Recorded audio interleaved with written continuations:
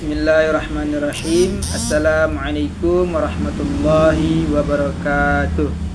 Alhamdulillahirabbil alamin wassalatu wassalamu ala asyrafil anbiya'i wal mursalin wa ala alihi wa sahbihi rasulillahi ajmain amma ba'du.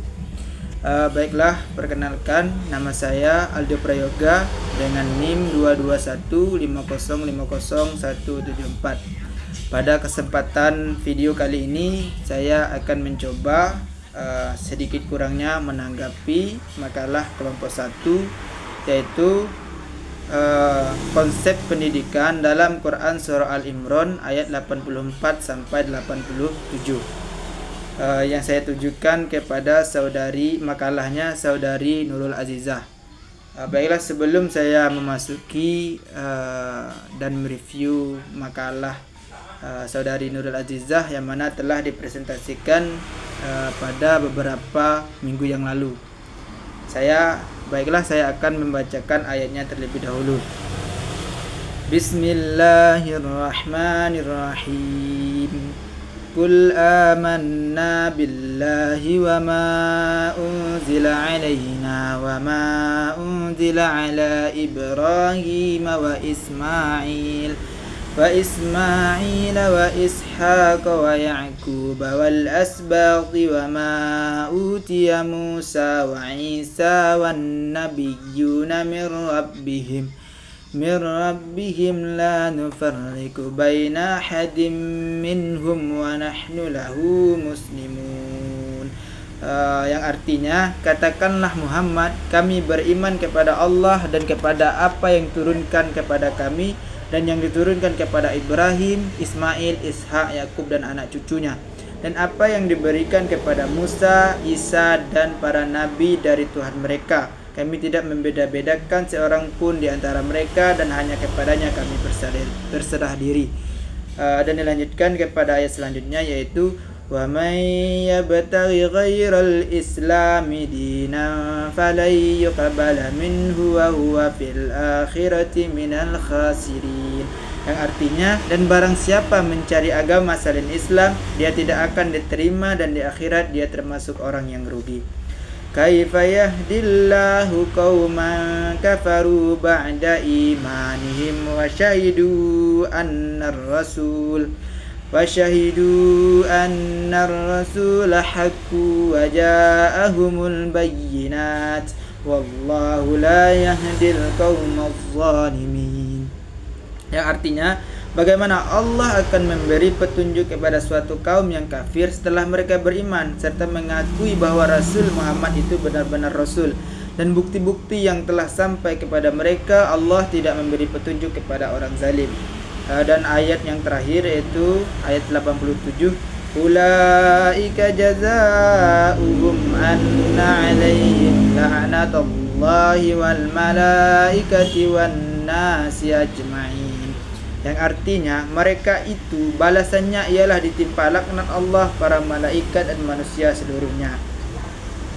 Dan demikian pembacaan Quran Surah Al-Imran ayat 84 sampai 87 beserta terjemahannya. Dan langsung saja di dalam makalahnya saudari Nurul Azizah, beliau telah mencantumkan penafsiran Quran Surah Al-Imran ayat 84 sampai 87, yaitu baik itu dari tafsir Ibnu Katsir atau tafsir Al-Munir sampai ke tafsirnya fi Zalil Quran Sayyid Qutbi.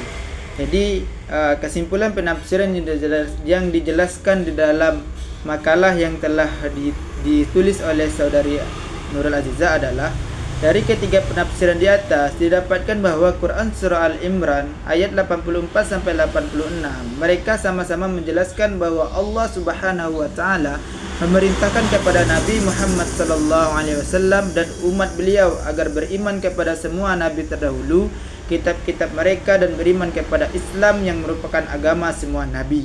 Yang terpenting itu adalah agama Islam. Islam itu bukan semata-mata sebagaimana yang dikehendaki oleh hawa nafsu manusia, akan tetapi Islam itu adalah tunduk dan patuh kepada Allah terhadap peraturan yang telah ditetapkan oleh Allah Subhanahu wa taala.